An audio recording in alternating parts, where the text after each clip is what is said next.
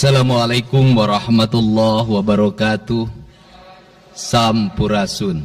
Rampes. Yang saya hormati Ketua DPRD Provinsi Jawa Barat yang mulia Bapak Buki Wibawa, para wakil ketua Bapak Iwan Suryawan, ini tokoh politisi yang begitu kalem saat ada interupsi.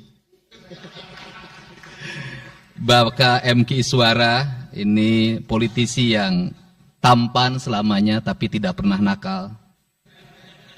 Dan tokoh spektakuler kita yang sangat populer di antara politisi DPRD Provinsi Jawa Barat, Bapak Ono Surono. Saya sudah tahu Pak Ono kontrak-kontrak medianya sudah banyak nanti ke depan. Kemudian juga Bapak ini sebentar lagi akan berangkat haji, Bapak Kiai Haji Acep Jamaluddin. Terima kasih. Seluruh anggota DPRD Provinsi Jawa Barat, para ketua praksi, para ketua komisi, dan saya mengucapkan terima kasih atas berbagai otokritik yang dilakukan, baik secara langsung maupun lewat media, baik media massa maupun media elektronik. Dan itu menunjukkan bahwa di Provinsi Jawa Barat ada terjadi dinamika politik yang luar biasa. Semua orang memiliki concern pada hal yang menjadi tujuan kita, mewujudkan Jawa Barat istimewa dengan berbagai cara. Tugas DPR adalah bicara, itulah tugas DPR.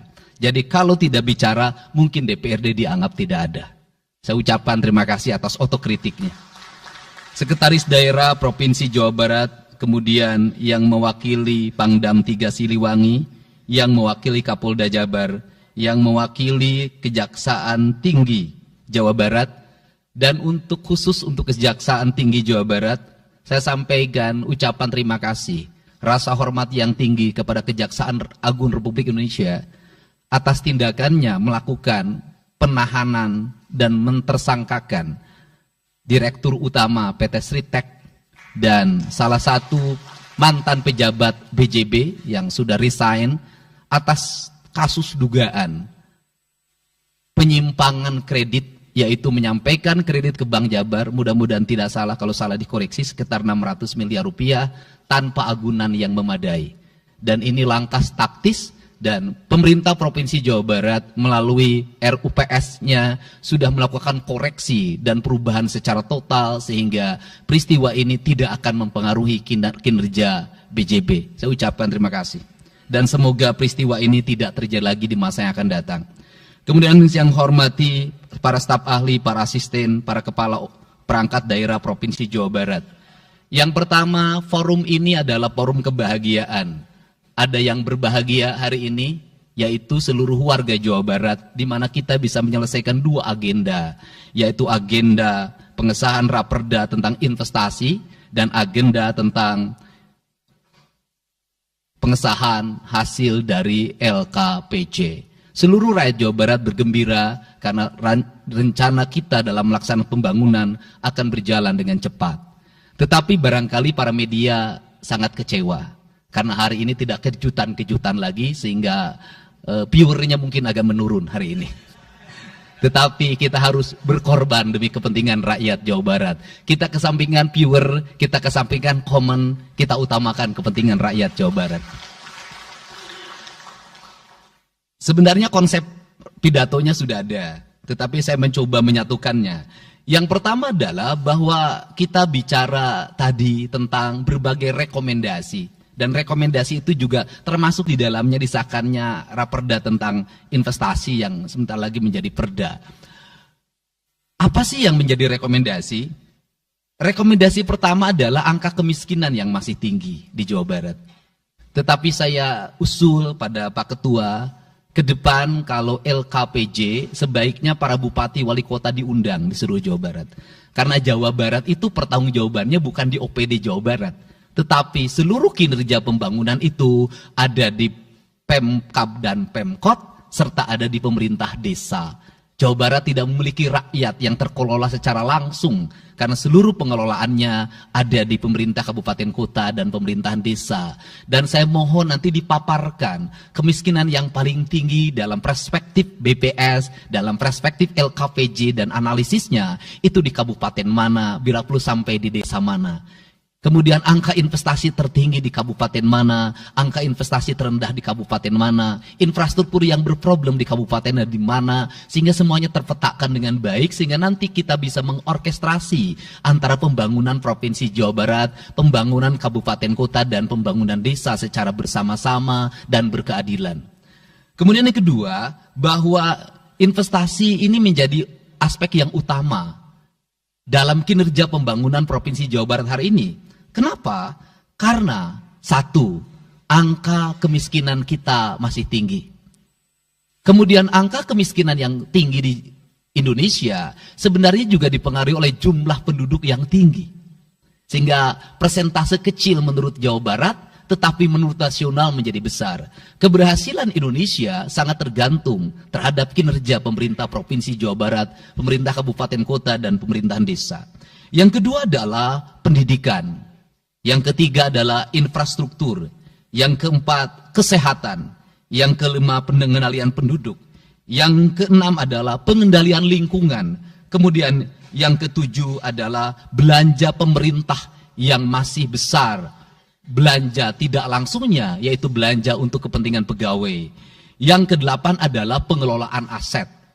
Seluruh rangkaian yang menjadi rekomendasi ini adalah tugas kami untuk meneruskan rekomendasinya. Tetapi yakinlah bahwa apa yang kami lakukan selama ini, langkah-langkah yang seringkali kontroversi, langkah-langkah yang seringkali dianggap one man show, langkah-langkah yang seringkali dianggap terlalu sendiri dan terlalu konten, sesungguhnya adalah langkah-langkah menyelesaikan ini semua. Saya memberikan contoh. Kalau saya melakukan operasi terhadap penutupan galian C, penutupan areal-areal pelanggaran terhadap lingkungan, kalau saya mengkoordinasikan terlebih dahulu dengan jajaran saya, bisa jadi operasi saya gagal.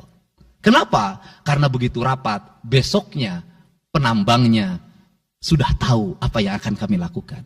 Sehingga kejutan-kejutan itu dilakukan untuk memberikan efek kejut. Dari efek kejut itu melahirkan viral. Dari viral itu melahirkan atensi. Yang pada akhirnya hari ini Jawa Barat seluruh penambangan liar bisa diselesaikan secara hukum dan Kapolda memberi atensi yang sangat tinggi. Hari ini Jaksa Agung memberikan perintah kepada Kejaksaan Tinggi untuk melakukan proses pidana bagi siapapun yang melakukan pelanggaran lingkungan dan memberikan kerugian bagi kepentingan masyarakat. Yang kedua, saya sampaikan juga mengenai bagaimana melakukan penanganan terhadap berbagai problem lingkungan yang terjadi. Nilai tukar petani yang menurun, kemudian musibah bencana alam yang tidak berhenti. Perlu kami sampaikan bahwa Gubernur Jawa Barat sudah mengeluarkan peraturan gubernur yang melarang alih fungsi lahan, yaitu larangan alih fungsi hutan, larangan alih fungsi areal perkebunan, larangan alih fungsi sumber-sumber pengairan, larangan air fungsi daerah airan sungai, dan larangan alih fungsi pesawahan. Yang itu harus segera ditindaklanjuti oleh kabupaten kota dengan melakukan evaluasi tata ruang secara menyeluruh. Karena inilah jalan yang terbaik apabila kita ingin melakukan perubahan lingkungan di Jawa Barat. Kemudian, masih bicara kemiskinan hubungannya dengan pendidikan. Saya sampaikan bahwa problem kita saat ini, saat pemerintah menggratiskan sekolah sampai SMA, swasta masih bayar, maka gratis itu tidak punya makna. Saya tadi di jalan itu bertemu dengan orang-orang yang menangis di depan saya karena seragamnya tidak bisa terbayar. Saya katakan harga seragam berapa? 1,5 juta. Saya balik, jajan anak ibu berapa? Sehari 20.000. Apa sih yang terjadi? Yang harus diperbaiki bukan hanya pemerintah, tapi juga masyarakat harus diperbaiki. Apa yang harus diperbaiki? Ke sekolahnya harus selalu gratis, tapi biaya konsumsi anaknya selalu diikuti. Apa artinya gratis? Kalau bekal ke sekolah 50.000 per hari. Negara mengeluarkan biaya, tapi orang tua mengeluarkan biaya. Maka kami sudah mengeluarkan surat edaran. Yang surat edaran itu sesungguhnya sebagai upaya sistematik dan menyeluruh sampai tingkat pendidikan dasar, walaupun itu bukan kewenangan gubernur. Tetapi dari sisi surat edaran gubernur bisa dijadikan landasan bagi para bupati dan wali kota membuat surat edaran yang sama. Apa sesungguhnya yang menjadi alam pikiran saya? Alam pikiran saya, kemiskinan terjadi bukan hanya pada persoalan menurunnya pendapatan, tetapi kemiskinan terjadi yang paling besar adalah karena meningkatnya biaya hidup. Biaya hidup yang tinggi misalnya di sekolah, biaya studi tour, biaya perpisahan, biaya outing kelas, dan berbagai biaya wisudaan, itu adalah biaya yang tinggi dalam pendidikan. Untuk itu, apa yang dilakukan oleh orang tua ketika membelanjakan untuk kepentingan itu? Mereka pinjam bank emok, mereka pinjam bank keliling, mereka pinjam bank pinjol, mereka pinjam NBK, dan mereka pinjam bank Pancasila. Menghentikan ini sesungguhnya, saya lagi menghentikan mereka tradisi meminjam uang dalam keadaan terdesak pada para rentenir. Dan ini strategi untuk menurunkan kemiskinan. Kemudian yang berikutnya adalah perhatian ketika rakyat sakit. Maka pemerintah harus cepat hadir menangani. Kenapa? Karena orang bisa jatuh miskin ke dalam jurang yang lebih dalam. Manakala dia sakit tidak ada yang mengobati, BPJS-nya tidak mampu mengcover, biaya untuk ngontrak selama dirawat di Hasan Sadikin tidak punya, biaya untuk makan untuk keseharian tidak ada, sedangkan tulang punggungnya berhenti karena sakit. Ini juga menyebabkan kemiskinan. Kemudian yang berikutnya, kemiskinan terjadi karena rusaknya sumber daya alam, air yang hilang, sumber penghidupan yang hilang, sumber energi yang hilang, sumber protein yang hilang, sumber kalori yang hilang di lingkungan berupa kerusakan lingkungan, itu akan melahirkan kemiskinan. Maka alam yang tertata sesungguhnya adalah bagian dari upaya untuk menjaga kemiskinan. Kemudian yang berikutnya adalah belanja infrastruktur yang harus meningkat, dan itu di belanja sekarang kita sudah melihat. Itu adalah bagian dari menyelesaikan problem kemiskinan. Konektivitas infrastruktur sangat penting dalam menumbuhkan ekonomi, tetapi di balik itu kebudayaan rakyat tidak boleh diberubah. Kenapa? Infrastruktur baik bisa jadi tanahnya dijual karena mahal, pada akhirnya menjadi miskin kembali. Infrastruktur harus seiring dan sejalan dengan kerangka berpikir publik yang mengerti akan hak atas tanah. Kemudian yang berikutnya adalah pengendalian penduduk.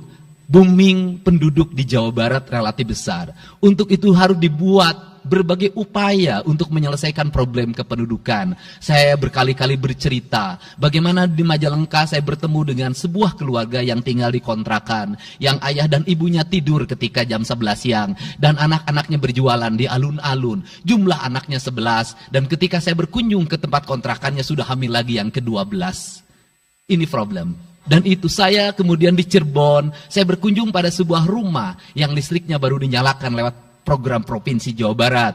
Rumahnya itu ternyata anaknya sudah 4. Padahal dia baru saja menyelesaikan rumah dari pinjaman senilai 25 juta. Dan itu pun belum selesai, dan rumahnya 1 kamar. Ketika keluar dari rumah itu, saya bertemu dengan seorang bapak yang meminta kepada saya untuk ber-KB. Anaknya sudah 7.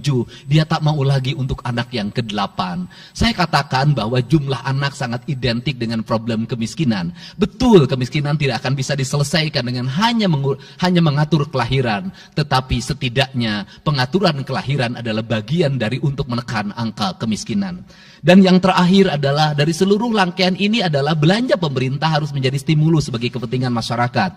Maka jumlah-jumlah proyek harus terus segera digulirkan, digelontorkan menjadi kegiatan publik, sehingga banyak orang yang kuli, banyak orang yang nyapu, banyak toko-toko yang buka, semen terjual, besi terbeli, dan kemudian regulasi ekonomi berjalan. Warung-warung bisa menjadi tempat para kuli siang hari makan siang. Dan ini adalah bagian dari strategi stimulus ekonomi yang digulirkan oleh pemerintah, itu memiliki sumbangsi terhadap 12% pertumbuhan.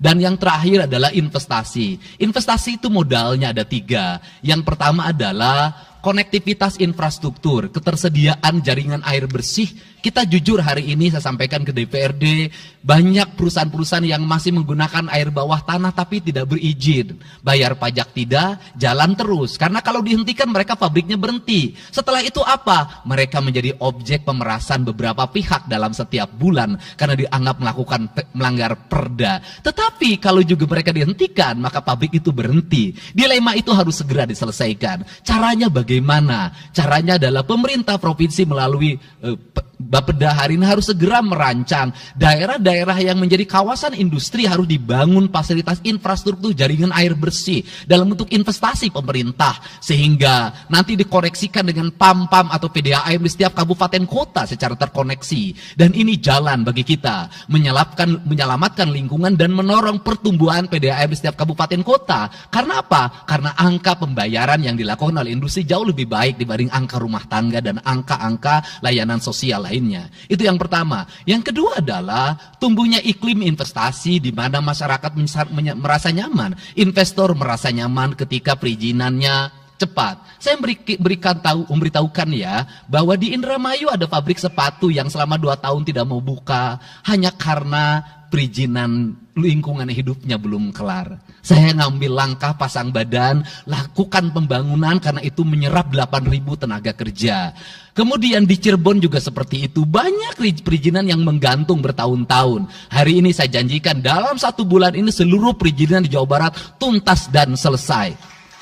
Dan saya meminta kepala BPM TSP menjadi VR pemerintah Provinsi Jawa Barat untuk senantiasa tiap hari melihat data dan dokumen di setiap kabupaten kota. Mana yang terlambat, mana yang mengalami hambatan. Kemudian yang berikutnya adalah kenyamanan dalam berusaha. Kenyamanan dalam berusaha adalah ketenangan para investor dan lingkungan masyarakat terhadap berbagai aksi gangguan dari orang yang mengatasnamakan diri preman. Untuk itu hari ini kita cukup bersyukur di Jawa Barat, peristiwa ini sudah hampir tidak ada. Kapolda kalau dengar ada preman, hari ini turun termasuk ke Garut, dengar ada preman, Kapolda turun. Ini semua stakeholder sudah bergerak dengan baik, layanan investasi sudah berjalan dengan baik, tinggal satu lagi hambatan investasi adalah masyarakat menaikkan harga tanahnya luar biasa.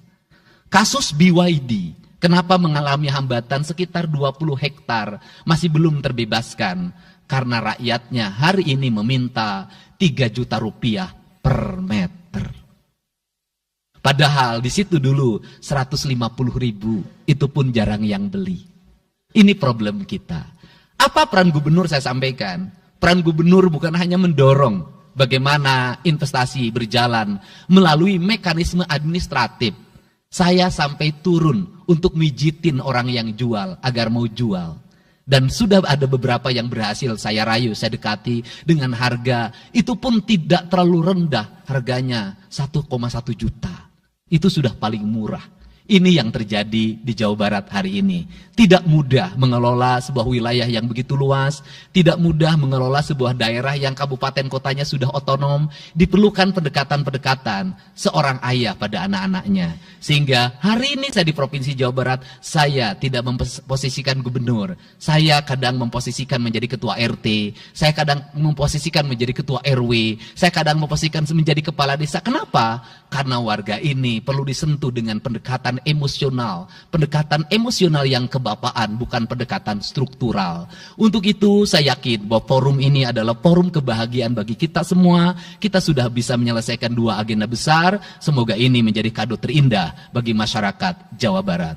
Insya Allah kami akan menjalankan pemerintahan dengan baik. Apa yang kami susun, apa yang kami rancang, dan apa yang kami kerjakan adalah semuanya kami dedikasikan untuk kepentingan masyarakat Jawa Barat. Yang terakhir kami sampaikan juga bahwa kami kemarin sudah melapas 273 anak-anak yang mengikuti pendidikan di Dodik Rindam 3 Siliwangi. Hasilnya bisa dilihat secara terbuka di berbagai tayangan. Air mata tidak akan bisa membohongi kejujuran rakyat dan anak-anak itu. Dan saya sampaikan, hari ini ada 13 orang anak yang tinggal di rumah dinas gubernur. Pada saat yang lain orang tuanya datang menjemputnya, dia menangis. Tak ada satupun orang tuanya yang datang. Seorang menjadi anak yang terbuang. Dan akhirnya saya memutuskan mereka untuk sekolah di Bandung dan tinggal bersama Gubernur Jawa Barat. Ini cara kita menyelesaikan. Saya ucapkan terima kasih pada semuanya. Semoga kebahagiaan menyertai kita semua. Dan saya yakin setelah kegiatan ini kita akan walk out secara bersama-sama. Wallahu muwaffiq ila aqwamit thoriq. Assalamualaikum warahmatullahi wabarakatuh. Sampurasun. Sekali merdeka tetap walk out secara bersama-sama.